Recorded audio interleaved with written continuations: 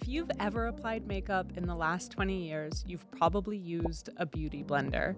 And if not, you've definitely seen one. That iconic pink egg-shaped sponge is in makeup bags everywhere, from Hollywood trailers to college dorm rooms.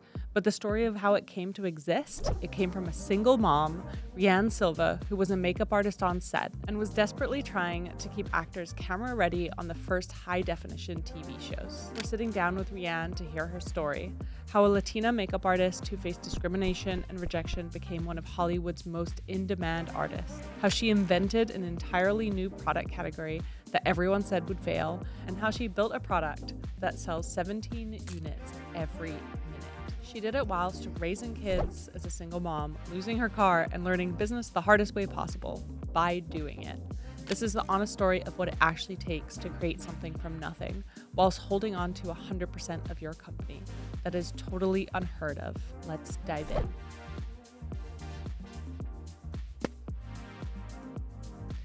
Welcome. I feel like every woman on the planet knows what a beauty blender is, but can you tell us in your own words, what is a beauty blender? A beauty blender is the first reusable, edgeless makeup applicator that can apply everything from your complexion products to your skincare products and takes the place of several different tools. It's kind of just like one of these iconic brands. Like you've heard of it. Yeah. People have, Even if you don't own one, everyone Yeah. knows what it is. Yeah. So can you tell us what it is and kind of where it began and what inspired you to start it? Yeah, sure. Well, I don't know if you ladies know because it has been 20 years, but I started as a makeup artist, and Beauty Blender was one of the just things that I created on the spot, on a set, because I needed a solution for a problem. So from there, I was, at that point in my career, I was, several years in, and I was a single parent, and I knew I was going to need to make some money to raise my child the way I wanted to. Mainly, I wanted her to go to private school for a whole other reason. We can talk about the LA Unified School District on another level.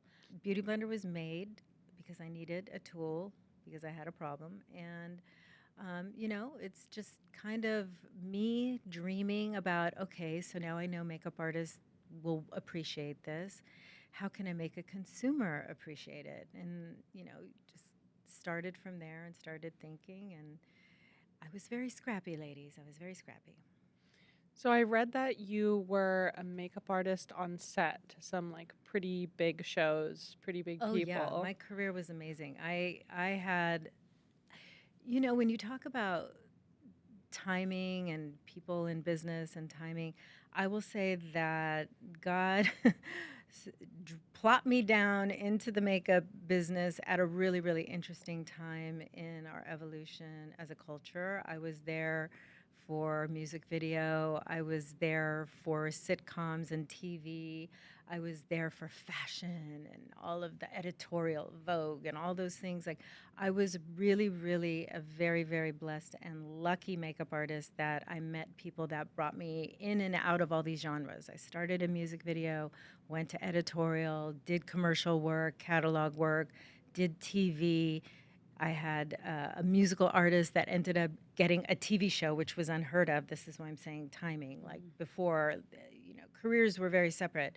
If you did film, you did film. If you did TV, you did TV. If you did fashion, you did fashion. But I somehow came about it at a time where I met some very generous people that trusted me and brought me into all of these different genres of makeup for many years before I created Beauty Blender. So I started out as a makeup artist that was very, very lucky to do all these things and take all of that knowledge. And I was given the luxury of creativity.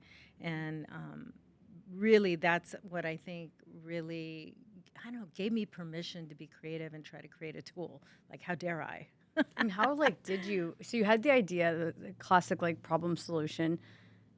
It sounds like you were already successful as a makeup artist. So it's like, what inspired you to want to go pivot and start this prototype? And also, how did you first prototype it? First of all, there's a couple cliche sayings.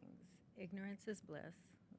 I don't know. There's another one about being naive. But basically, As a makeup artist on set, working in production, local 706 union member, you work anywhere between 8 to 12 to 18 hours a day. And I think I told you I was a single mother. I was trying to spend time with my child. Yeah. I would actually bring her to set and like let her roam around the craft service table where all the snacks are, or be under my vanity in my trailer just to spend time. So I naively thought that, hey, if I, could create a tool or something that could give me some supplemental income, I might be able to spend more time with my child. I never really thought about what that would be or how much time now I'm having to spend secondarily on another business. So, ignorance is bliss. But I loved the challenge of it. I loved the creativeness of it. And I loved the promise in it. So I just kept working. If you've ever thought about starting a company or you're already in it and figuring things out as you go, I wrote Bootstrap Empire for you. It's the real story of how we built Bala from a scrappy side hustle into a global brand, without a traditional playbook or unlimited capital. This book has the lessons and advice I wish I had from day one. Think of it as your mentor in a book format. Bootstrap Empire is out now and available on Amazon, Walmart, Target, Barnes & Noble, and more. If you're building something from scratch, this one's for you. Visit bootstrap-empire.com to learn more. And so this first prototype though, it's the same, it's the pink one, but how did you first get the prototype? And what was the problem that you were seeing that you were solving for? So again, timing being everything. When I got this particular job on this TV show, it was the first TV show that was being shot in video, like digital, like we were shooting film before this.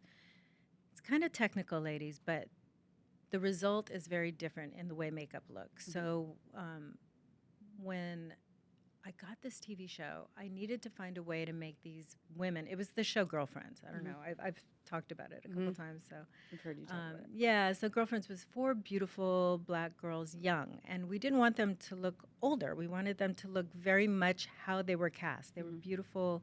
Each one of them were exactly the way Mara wanted them to be. So my challenge was to groom them, prepare them for set, but not make them look like they were wearing makeup. And the problem is, in the process of shooting film, you touch up all day. And so the level of makeup that you start with in the morning, most likely by the end of the day, you have much more makeup on your face because you're continuing to touch up according to the lighting and all the different things that go on during the day. So for me, my challenge and why they brought me on was to keep them looking young and light and like they weren't really wearing makeup, that they were stylish, but they weren't caking on the makeup. And I had a talent to airbrush. I was an airbrusher at the time. I had another talent to be able to airbrush beauty makeup. So they hired me to do that, but airbrushing was totally impractical. It was very loud, and you would have to actually remove your actor from the set, which if you ever want to make an enemy on set with your director or your first AD, you take the actor off the set. They don't want you to do that. So I had to find a way to make this airbrush look be continuous throughout the day. And that's where Beautyblender came in. And to answer your second question about how I created the tool, so all makeup artists, since the Max Factor days, black and white film, you've probably seen old black and white movies of somebody with a big powder puff, being smashed in the face when makeup is called. We've always had different type of makeup tools on set.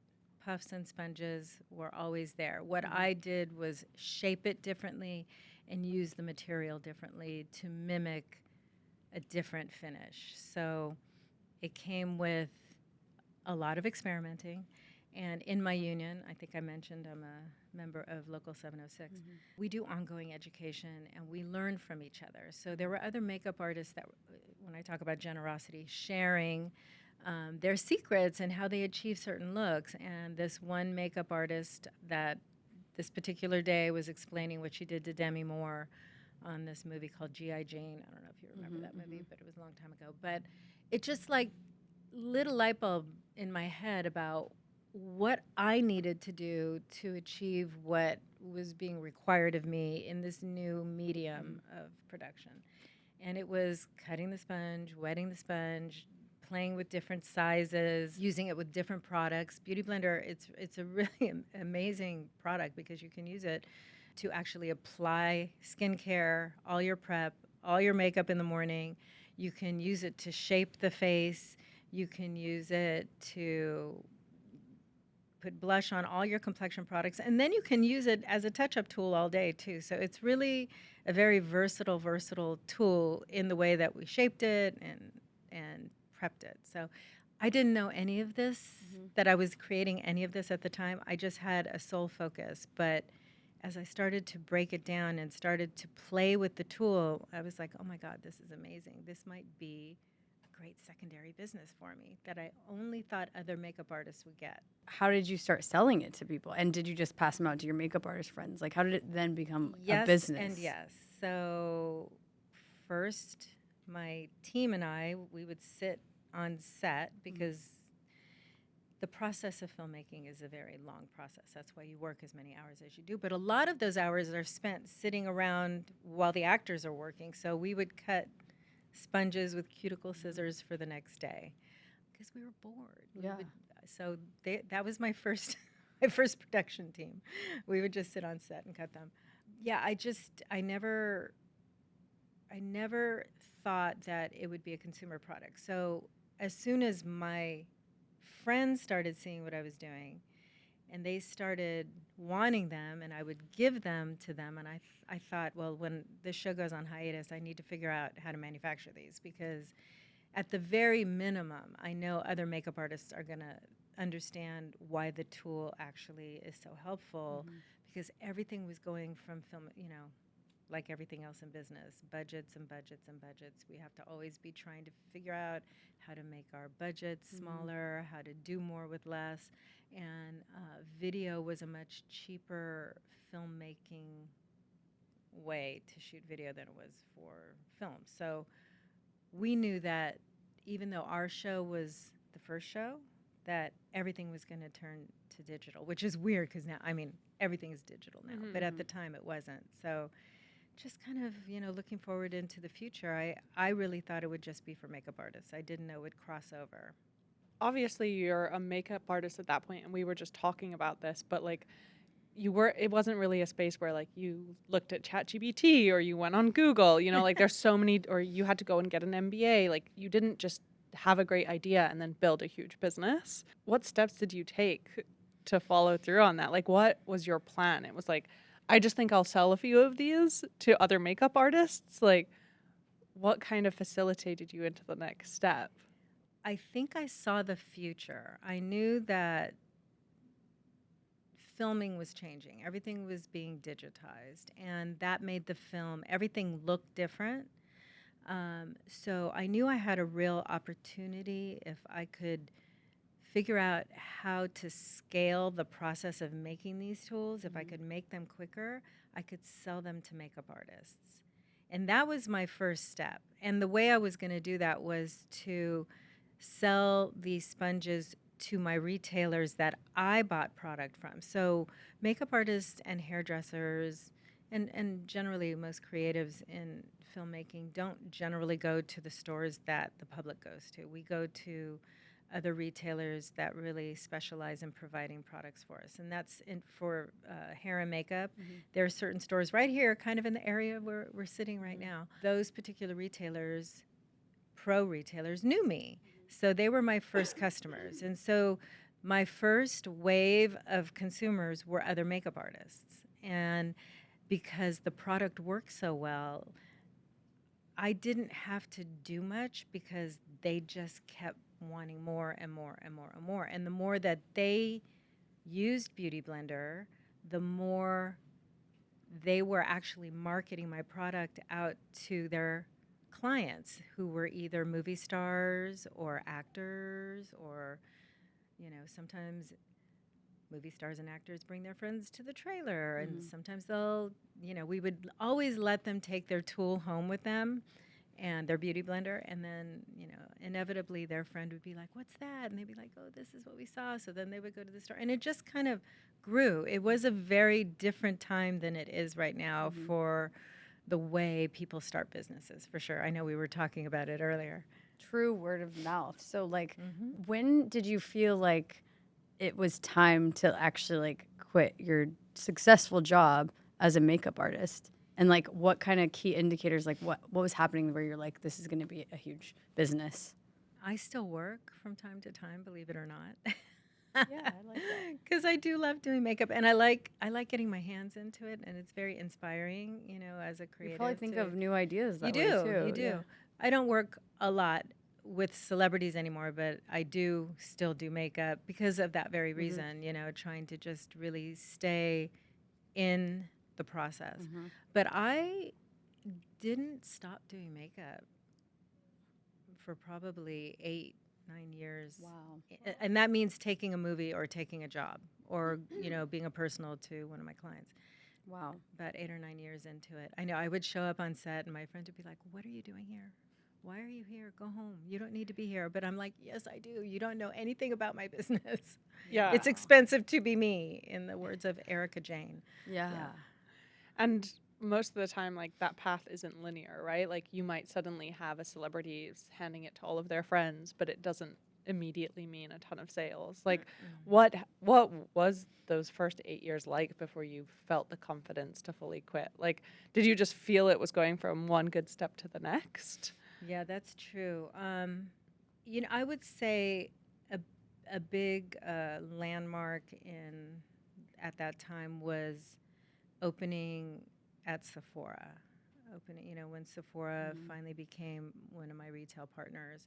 Prior to Sephora, the way that I retailed the Beautyblender, because I did retail it outside of the pro stores for a while before Sephora came knocking. They don't come knocking when you're unproven. They only come knocking when you're proven. So after the pro stores took Beautyblender, I targeted high-end independent beauty boutiques because I realized that the employee turnover was slower and they really took time to educate about each product that they would bring into their own environment. Like, they really loved, those private owners really loved all the products that they brought in. And Beautyblender had started to become pretty recognized at that point. So they were eager to have the product in, and I knew that they would educate about it because there was nothing like Beautyblender before Beautyblender. It's a category creator. There was,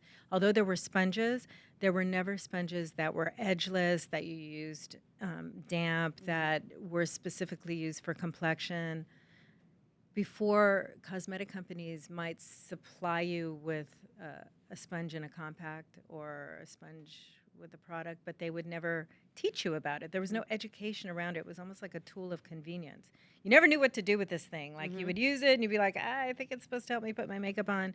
How do I clean it? How do I get a new one? How do I replace it? Like, they never invested in educating the consumer about this tool. So Beautyblender really created a category and a community of people that really wanted to learn how to put their makeup on, and then a pro community that really supported that it's more than just a cute egg. It's actually a very, very technical and authentic tool. Was it always pink? And did you intentionally like choose pink? Because that seems like such a like a brand play. It stands out, like people remember it. Like, was it always pink? And was that intentional or just? Yeah, so it is a brand play now that I look back at it. It was a good decision.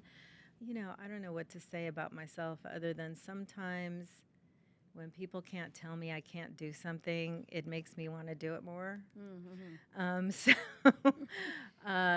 Although the Beautyblender tool or the egg-shaped sponge was very productive, and people that I showed it to, either makeup artists or business people, store owners, you know, those people, they loved the product in its inception while I was still, like evolving it. You know, what color are you going to do it in? And the funny thing is the manufacturer, the person, or the lab, I should say, that I was working with at the time, was sending me different color prototypes all the time. So we're going back. Like, it was snail mail. There was not like Amazon overnight. There wasn't all these things. So what they would do, the lab would give me material in different colors for me to look at. And so I wouldn't mix them up. So they could refer to me on the phone, remember the brown one we sent, or remember the gray one we sent? What about this? What about that? So they would always be referencing, because there was no Zoom, there was no FaceTime, like we were talking. So they'd go to the gray one, look at that one. Go to the blue one, look at that one. And so they were always different colors that they were sending me. And the very last prototype they sent me was the perfect mix of all the things that I wanted this material to be, and they did it in that bright neon pink. And so then the question was, well, how do you like the material? I said, well, I love the material. It's perfect. I think we got it, guys. And they were like, okay, so what about the color? I was like, we got it. They were like, no, you can't do a sponge in that color. And I was like, well, I see I can. You sent me one. Why can't I do it in this color? Oh, it'll never sell. Well, why wouldn't it ever sell? Because everybody we make sponges for does beige, peach, white. They try to do black. But it's just not for the cosmetic industry. You just will never sell it. And I was like, okay, I still want it. I wanted pink. It makes me happy. And I want you to be able to see it across the room. Like I knew I was going to package it in transparent packaging. I wanted it to look like space age and modern, like nothing you'd ever seen before. And so they were like, okay, honestly, my quantities at the time were very low, so it really wasn't up to them. I was their customer, and that's what I wanted. And they had unfortunately already made the color, so I knew they could make the color. So that feels like one of these like key decisions that actually was an advantage.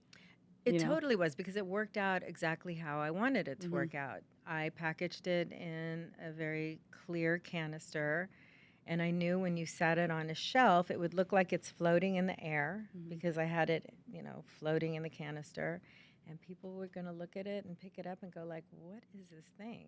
And that's exactly what I wanted them to do. Because, again, remember, I was not in a Sephora environment at that time. I was in small, beautiful, high-end boutiques. And so when a customer would come in and say, what's this? I knew the person was going to go over then and tell them, oh, this is Beautyblender. This is how you use it. This is created by a makeup artist. It was, they would spend the time to talk about that. When you're in bigger stores like that, you don't always get that attention. Yeah.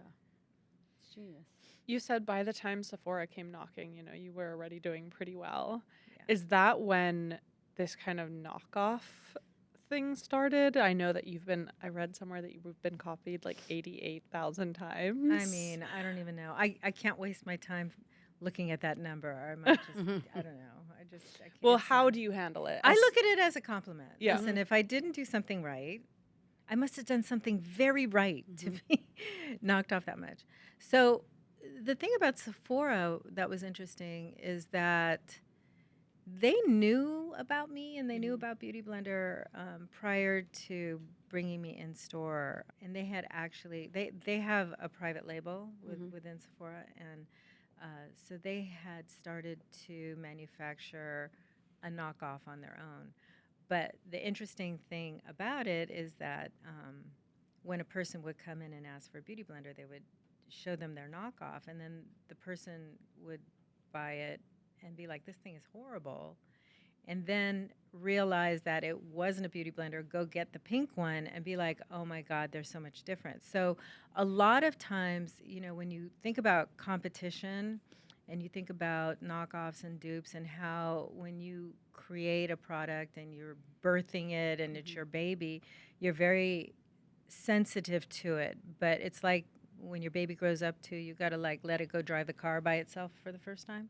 You gotta let your child drive, and you're like up all night going like, oh my God, I hope she doesn't crash. It's kind of the same thing. It's like, you kind of have to let the consumer understand the differences between your fans, the people that knock you off, and you. Because for me, I knew, because I went through painstaking detail to create my material, which is all made in the U.S., by the way.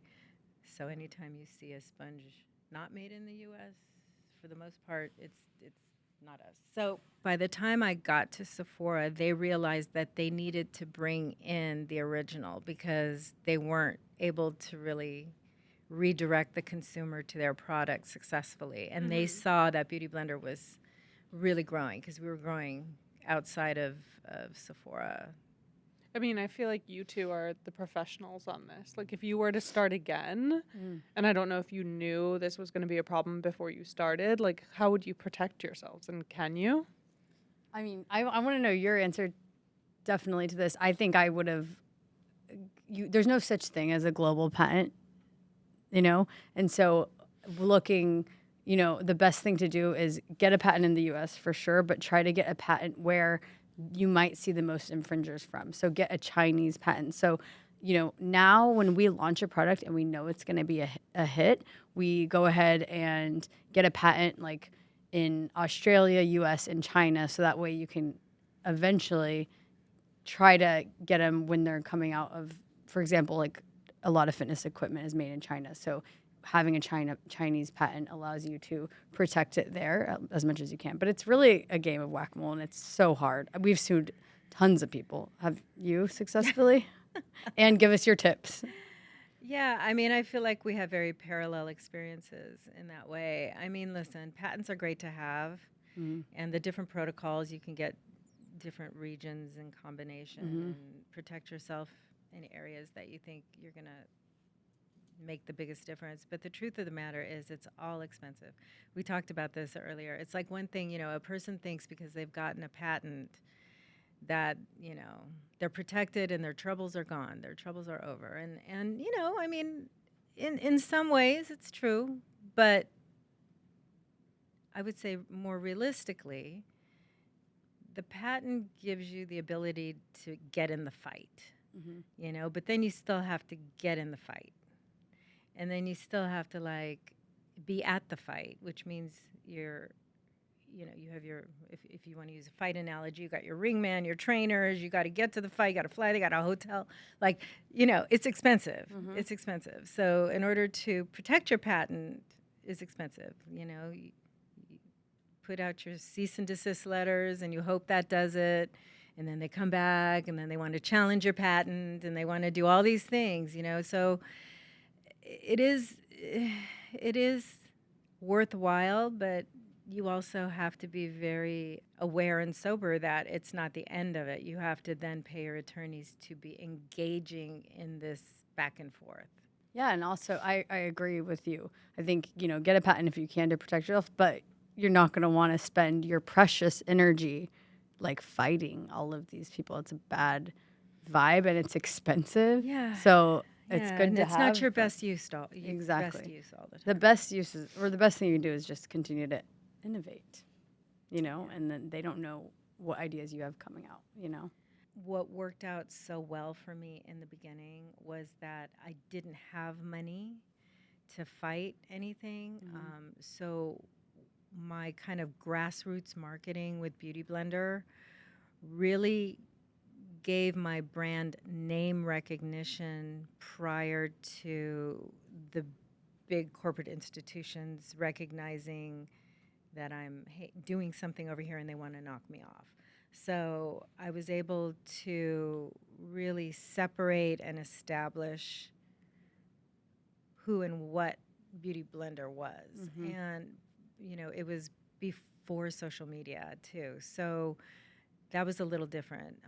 For me, I was able to authenticate this product with pros that everybody looks up to. It, you know, there weren't influencers at the time. There were, you know, the Pat McGraths and the Charlotte Tilburys still working. Like we were all working makeup artists, you know, but when they used your products, you knew those were the products to use. You know, now a consumer can get very confused in the marketplace, not knowing which is the product to use. So I think establishing my name and Beautyblender's name very early on was very, very helpful in the process of protecting the product later on.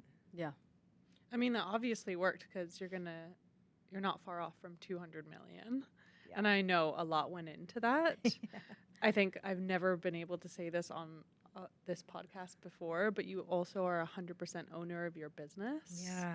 Yeah. Like, that's just so rare. Was that something you always, it was always part of what you wanted to do with the brand, or is that just how it came out along the way? It's just the way it came out. You know, people think I had this big master plan or that I'm a control freak and I didn't want to bring anybody in, or that really wasn't it. I mean, when you know, there's always investors that come and ask you if you want to sell your product and or you want to sell your company, let's say.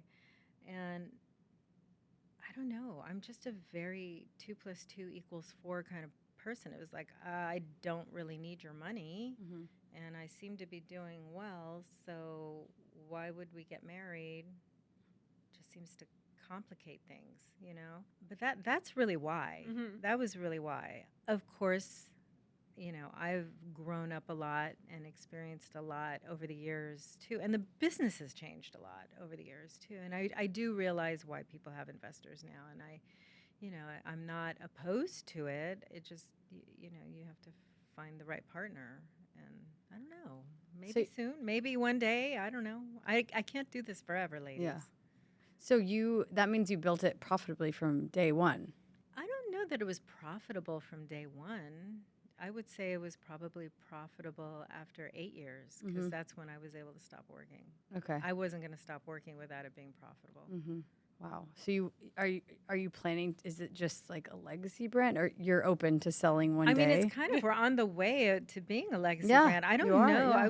I was trying to think of like how many other brands are there in the beauty space right now, like me, that still own their brand 100%, like never taken a dime, like. Some people say that they own their brand 100%, but they have like friends and family investors. They have people, you know, like I haven't taken anything. So I don't know if there's really anybody like me. And that was not the goal to be the only, that wasn't the goal. I often tell my team sometimes I don't know if I'm smart or stupid. Like I really don't know because every day is different. But I don't, like I said, I don't plan on doing this forever. I do. My daughter, who was really the behind the scenes driving force for me to want to start a business, is now a grown adult with a child. I'm a grandma, and she does participate in the business, but she does have her own business also. So I'm not sure, you know, where she's at so much about wanting to take this on 100%. I have a son who just graduated from American University, and he's a Muay Thai fighter. I don't think he's in the beauty business, and I think I'm exactly the wrong mom for him because he's really beautiful, and that thing he does, I'm always afraid of, like, don't hurt your face. Yeah, I don't know, girls. I mean, we're going to see. It's crazy. You are one of one, like, especially in beauty. Like, to even compete and, like, to sustain that amount of sales, it's really crazy. Did you have any sort of, like, C-suite or president help along the way, or really it's just been you?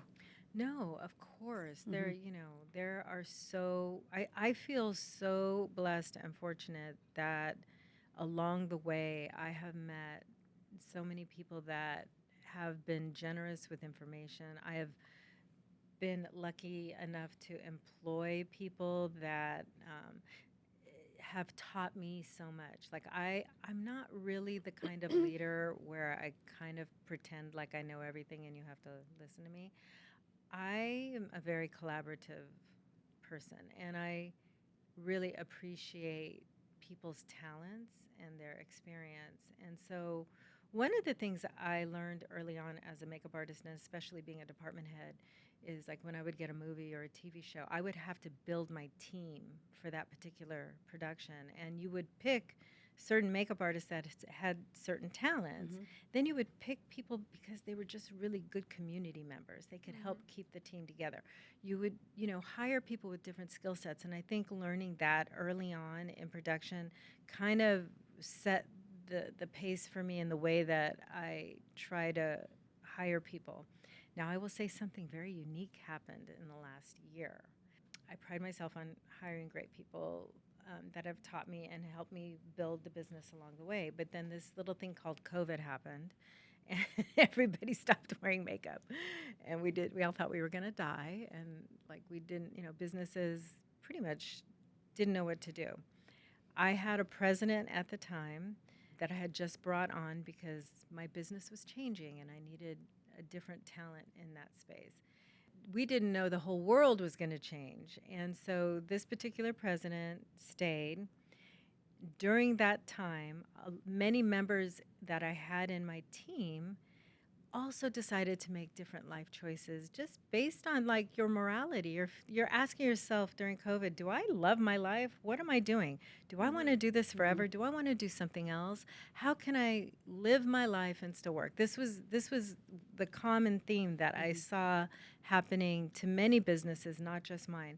And during that time, I had lost certain key Beautyblender members. But it was okay because I brought this other president on and we would, everybody was rejiggering how they were working. This last year, it's so crazy that his contract ended. I didn't know what I was going to do. I didn't know who was going to fill his shoes. I had met a couple people and they were all talented and wonderful. And I already told you, like, I know how to identify people that do what I don't do. So if you're an expert at something I'm not an expert at, I recognize that and I value that talent, and if I need that, that's what I bring in. And I was meeting all these people and they were really wonderful and really talented, but I just didn't feel like there was a great click. And then something happened. I'll shorten the story, but like literally my whole team came back to me. And they're back now. It's so insane and they so left, good. But they came back. They came back.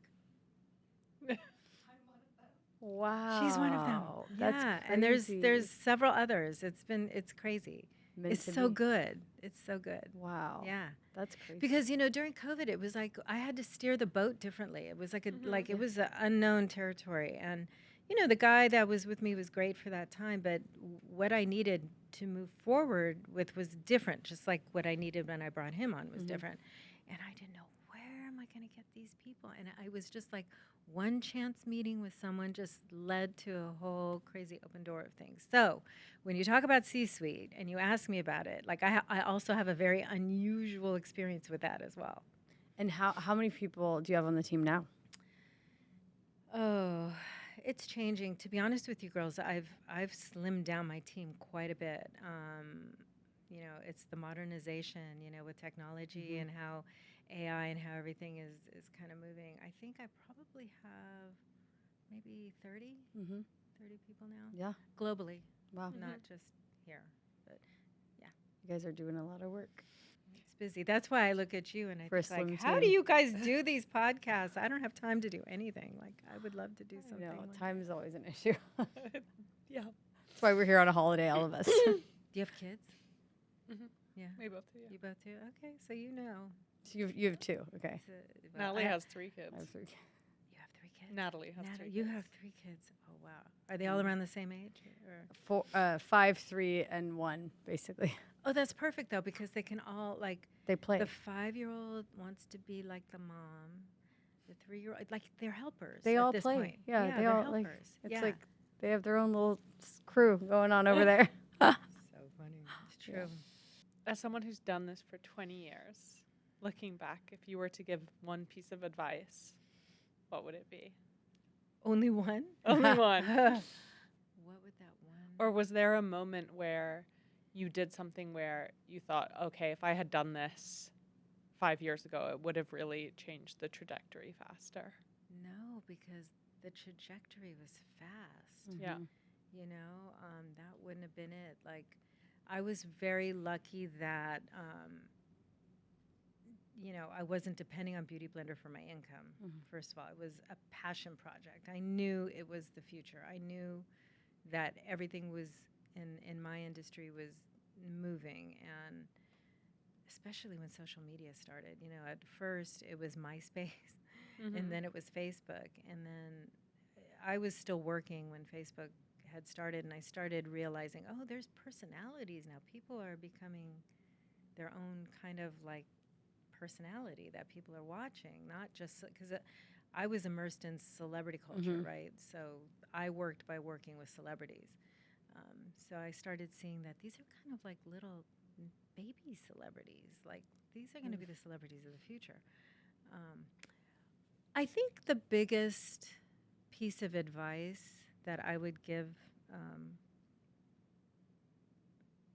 an entrepreneur, a young entrepreneur, is don't fool yourself into thinking you're supposed to know everything.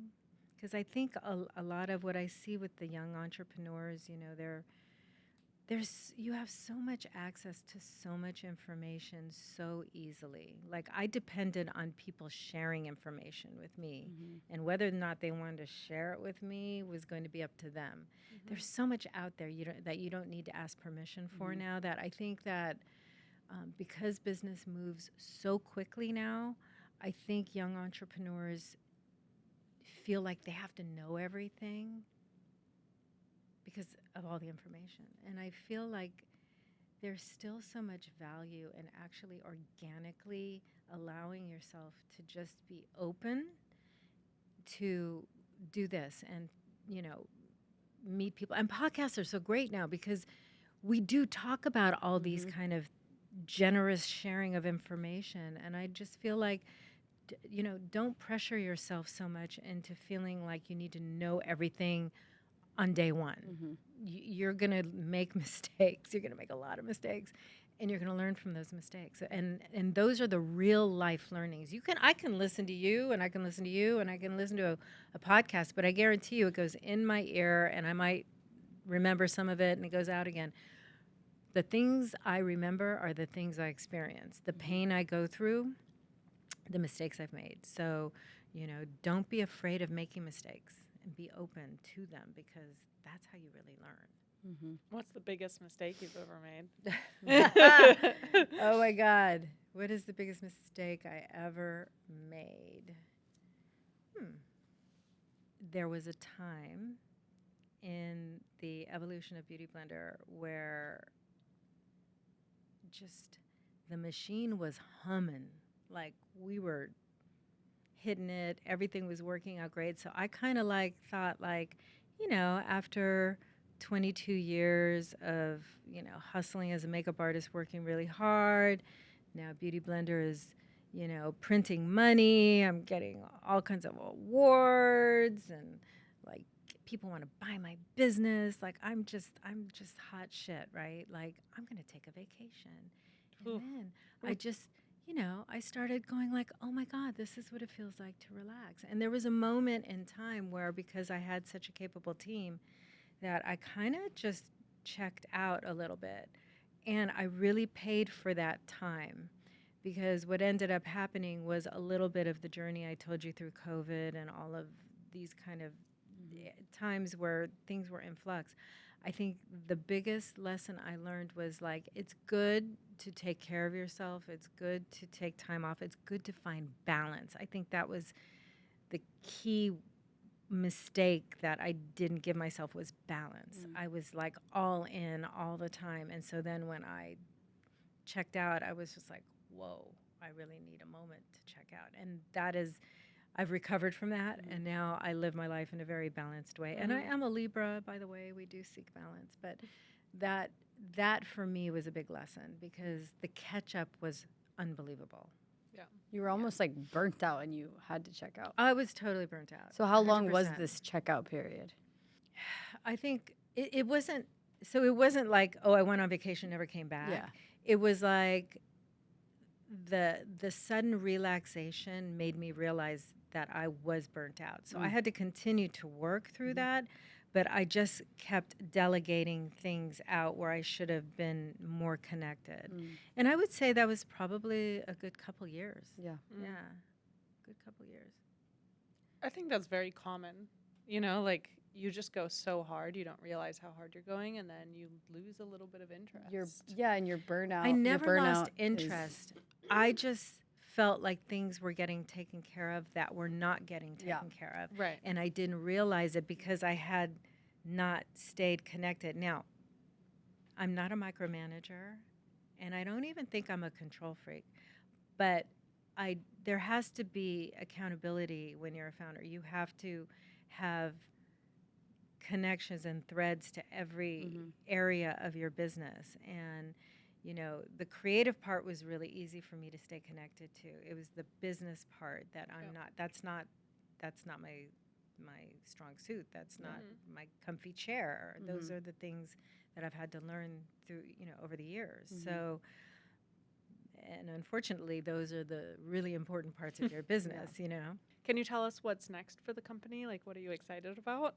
It's really funny because now I have this team back, and over the course of years that we were all doing different things, they all went out and got even more experienced and more talented. And, the things that we talk about now are kind of getting back to basics, because after 20 years of being in business, you try so many things. You try products, you try different categories, you do different marketing things.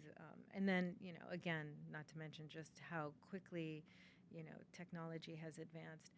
I think for us, we're getting back to just basics. I think that there's a consumer out there now who is my original customer's daughter or granddaughter. And unfortunately, because of technology and because of, China and dupes and all the things we've talked about so far, the word beauty blender has kind of become very genericized. And so although this young person might think they know what a beauty blender is, they go and buy something that's not a beauty blender, but it's created opportunity for me. I know, as crazy as that sounds, like, because people would be like, oh, that's horrible, that's a terrible mistake. And it is terrible and it is horrible, but it also creates opportunity for us to go back to basics and really drill back down on what made Beauty Blender what it was, and re-educate a new consumer about the original. And that's what I'm doing for this year. That's what I'm getting back to basics and drilling back down and marketing Beauty Blender like we did in the beginning. That's such a good attitude to have about it, because it's like, what does being mad and sad about it do? This is like anything. This fuels a good fire in you. I mean, trust me. I mean, I have days where I'm like, frustrated, or I get, you see something or you read something, and, I'm human. Yeah. But I also, you guys, I don't know, like, there is a higher power. I don't know what you guys believe in. I don't know what your backgrounds are, but I believe in God, and I believe that I was given this opportunity to create a product and take it this far, and it's not for nothing, and I feel like it is just the opportunity that keeps giving. And I felt like this last year was, with the team coming back, a real opportunity to rebrand and re-storytell. And even though I had enough of dupe culture and being frustrated with it, it has now provided an opportunity to separate the real thing from the not the real thing. It's like, I read this book really early on in the business, even before really creating Beauty Blender. And it was this book, it was called The 22 Immutable Laws of Branding. And I didn't understand what this concept was at the time, but it was saying that Xerox or Kleenex couldn't exist without Puffs. It was saying that Coke couldn't exist without Pepsi. It was saying Xerox couldn't exist without IBM. And although these competitors looked at each other as enemies or competition, really what they do is provide you opportunities to do more marketing and tell your story about why you're better. Tell your story about why you're the original. So it's just kind of what I'm doing right now. That's what I'm excited for. It reminds me of the Mac Windows ads. Do you remember those original ones where it was literally just like the Mac guy and the Windows guy, and they would just talk about how they were different? Yeah. Yeah, you build the category But together. if they didn't both exist, there would be nothing to talk about, right? Yeah. So, it's perspective and it's attitude. And I always try to look at my cup half full, not like, oh my God, my cup is half empty. What am I going to do? Like, what can I do? What can I do where I am right now? And, I'm not going to lie. Dupe culture affected my business. But I still have an amazing business. And I am the category creator. I have the privilege of being able to say things nobody else can say. Yeah. So that's what I'm excited about. I have the privilege of always being able to say that Beautyblender will forever be in American history because we are in the Smithsonian. Beautyblender was chosen, well, I was chosen as an innovator of 8 different women over the course of 100 years that created something that changed their industry. So Wow. there's 8 women, all of whom are passed away but me. Makes me feel really old. I don't know. You're like, I don't know that. No, you're not old.